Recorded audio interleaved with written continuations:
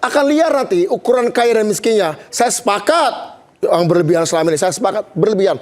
Bang, baiklah kita pakai ukuran objektif. Berarti kan kita tadi pakai ukuran objektif ya. Enggak. Saya suka Bang Misu gini. Statement tadi saya ngomong gini.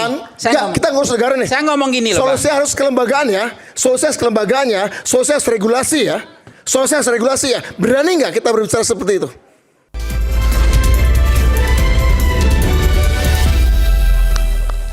Ada nggak anggota DPR hari ini yang miskin, hidup yang susah? Ada nggak polisi hari ini yang miskin masuk yang jenderal-jenderal ini? Nggak ada. Bentar, ukuran miskin apa? Saya pernah jadi DPR 2 kali. Ya maksudnya. Nah, ukuran miskin apa misalnya ukuran miskin? Ukuran Indonesia. Ya nggak, ukuran miskin itu adalah dia gajinya tadi. Kalau gajinya tinggi ya nggak miskin, nah kaya lah, ya kan? Enggak, ukuran miskin. Oke, ukuran miskin apa? Rata-rata.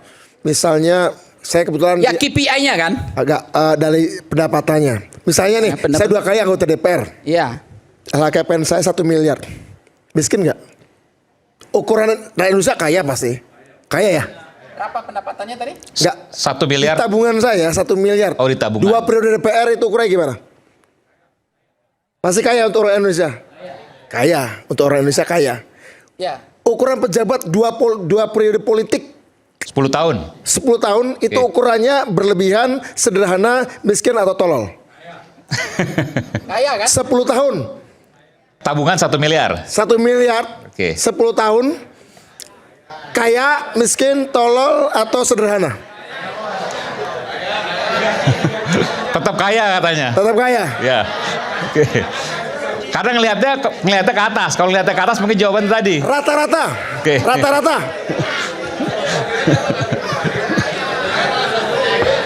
Bang, Enggak, rata-rata dengan pengamat politik, Anda penonton. profesor misalnya. Penonton mau coba ngomong. Iya, nanti. Oke, monggo. Enggak, saya mengatakan itu gini, betul ada kesenjangan. tapi yang Berani nggak kita bikin aturan undang-undang membatasi tingkat kesenjangan gaji terkecil dan tertinggi di Indonesia kita tetapkan? Berani nggak kita buat undang-undang seperti itu?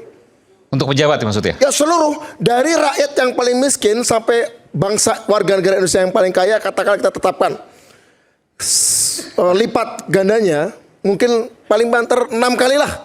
Nggak boleh, dari yang paling miskin sampai yang paling kaya. 10 kali lah maksimal misalnya. Oke lah, 10 kali lah. Jangan sampai ada ribuan kali ya. Berani nggak? Katakanlah UMR 5 juta UMR misalnya Jakarta. sampai gaji DPR, sampai gaji presiden. Maka gaji tertinggi yang boleh ada. Berani nggak kita tetapkan 50 itu? juta begitu kan? Ya, berani 5 nggak? juta dengan 50 Karena juta. kalau nggak, akan liar nanti ukuran kaya dan miskinnya. Saya sepakat yang berlebihan selama ini. Saya sepakat berlebihan. Bang, Baiklah kita pakai ukuran objektif. berarti kan kita tadi pakai ukuran objektif ya. Enggak. Saya suka Bang Misu gini. Statement tadi saya ngomong gini. Kita ngurus negara nih. Saya ngomong gini loh, Solusi harus kelembagaannya, solusi regulasi ya. Solusi regulasi ya. Berani nggak kita berbicara seperti itu? Kita bicara, ayo kalau gitu silakan ajukan itu sebagai tuntutan soal undang-undang penggajian nasional. Kalau memang berani, nggak masalah, bagus. Saya setuju. Saya lahir dari pemikiran politik yang setuju gagasan itu. Saya setuju. Agar tidak ada kesenjangan antara bangsa Indonesia. Ya, itu yang disebut dengan keadilan ekonomi. Betul, artinya keadilan kita politik. Karena ini Bang, solusi kelembagaan ya. Bukan kalau kita berbicara tentang koreng-koreng, banyak banget koreng. Saya sepakat, banyak banget koreng. Mari kita selesaikan satu persatu. Kita tetapkan undang-undang sistem penggajian nasional. Ini kan yang dibilang oleh Karl Marx itu, bahwa kesenjangan ini makin mengangah sehingga pejabatnya itu nggak sensitif lagi, Bang. Gaji tantimnya saja Bank Mandiri itu sampai 8 miliar per bulan. Ya kan? Itu diberhentikan Pak Prabowo hari ini. Tantiem setahun dong. Ya, tapi dihitung gajinya, saya dengar pupuk Indonesia saja gajinya per bulan itu 2 miliar loh, Bang. 2 miliar gaji pupuk Indonesia itu. Per bulan, Anda bisa bayangkan. Dengan gaji saya sebagai dosen, Anda tahu yang perlu tahu, saya menangis sebenarnya. Ya kan? Menangis saya. Bahkan kita untuk Serdos disuruh tes ini, administrasi ini, nggak lolos. Nggak komplain itu saya sepakat. Itu nggak adil, Bang. Nggak fair. Sepakat. Kita mau solusi kan? Kita cari solusi ya. Kita cari solusi ya. Solusi kelembagaan, solusi sistem. Solusi sistem dan kelembagaan nih. Karena kita mengatur 280 juta orang. Pasti akan ada banyak keluhan. yang mengulang lebih baik lagi ya.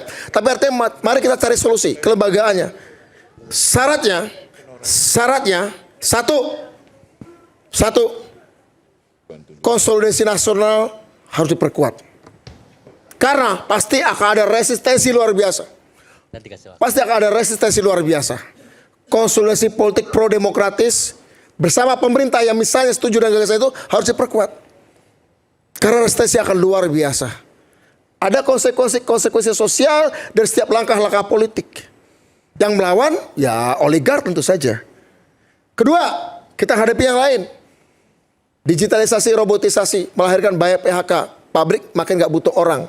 Berani nggak kita mengatakan aturan setiap buruh yang dipecat oleh pabrik yang melakukan digitalisasi, robotisasi, dan mekanisasi nggak cukup dikasih pesangon, tapi kasih saham dari perusahaan yang memecatnya, sehingga dia secara fisik tidak bekerja di perusahaan itu, tetapi dia punya share seberapa kecil pun share itu pada perusahaan yang sudah melakukan robotisasi. Satu itu lagi. akan kita harus solusi-solusi yang konstruktif. Bang, saya nggak ngerti terlalu tinggi seperti ini bahasanya, Bang. Bukan terlalu tinggi. Saya langsung begini aja, Bang. Ada pengamat politik ya, ada pengamat politik. Iya, tapi rakyat hari ini itu nggak bisa paham dengan kondisi seperti ini lagi, Bang. Sudah to the point. Tugas intelektual organik. Contoh, Bang, saya mau tugas ngomong. intelektual organik kata Gramsci Bang. adalah menjadi juru besar intelektual atas kasar masyarakatnya. Gini, tugas intelektual organik adalah membangun dari keresahan-keresahan kecil di dalam cara pandang yang makro, kemudian turunkan menjadi sebuah gerakan, turunkan menjadi sebuah transformasi. Kebetulan presiden kita suka dan sangat welcome dengan ide-ide seperti itu. Oke, Bang, sebentar. Satu saja pertanyaan sedikit aja, Bang. Ya. Saya mau tenangkan dulu dikit aja nih. Ya. Ya, karena gini, forum ini jangan jadi forum. Kita udah tahu masalahnya. Satu persatu ada soal kesenjangan gaji, Bang, ini soal elitisme, pamer. Ya, kita selesaikan solusinya. Kelembagaan kan? Oke, sebentar aja, Bang. Presiden Prabowo kita ini, Bang, sedang gagah-gagahnya di Prade Bestel Prancis. Dignitinya, prioritas dihormati betul. Sekarang kegagahan itu kan hilang, Bang. Karena ketidakmampuan dia mengurus di dalam negerinya. Padahal pada saat yang sama dialah yang kemudian meluncurkan token listrik gratis untuk PLN. Dihalangi oleh pembantu-pembantu pejabat yang bangsat ini, ya kan? Jangan menggunakan kata itu. Jangan menggunakan kata itu. Token listrik gratis setuju nggak? Ya kan? Setuju, berdampak nggak? Berdampak, Bang. Itu dihentikan. Kalau itu rakyat loh yang menikmati listrik gratis. Kapan lagi kita menikmati listrik gratis gitu loh? Betul nggak? Itu fakta, nggak perlu rapat banyak itu, Bang. Nah, contoh, kita hidup, mati di situ, lahir di situ, dan berkeluarga, kita bersama keluarga, itu dipajakin oleh negara, Bang. Rumah kita hidup, Bang. Dipajakin negara, diperas, habis itu dimaki kita. Masa tempat kita tinggal dipajakin juga. Ini ada pasal 33, bumi, air, kekayaan alam dikuasai, dimiliki oleh negara. Kenapa enggak itu yang diambil? Ya kan? Kenapa harus pajak rumah kita hidup dibayar juga? Ya kan? Itu kan dikuasai, dimiliki oleh negara. Ya kan? Enggak perlu itu diambil. Ini banyak ini tambang ilegal, batu bara, ya kan, sawit. Ini banyak nih.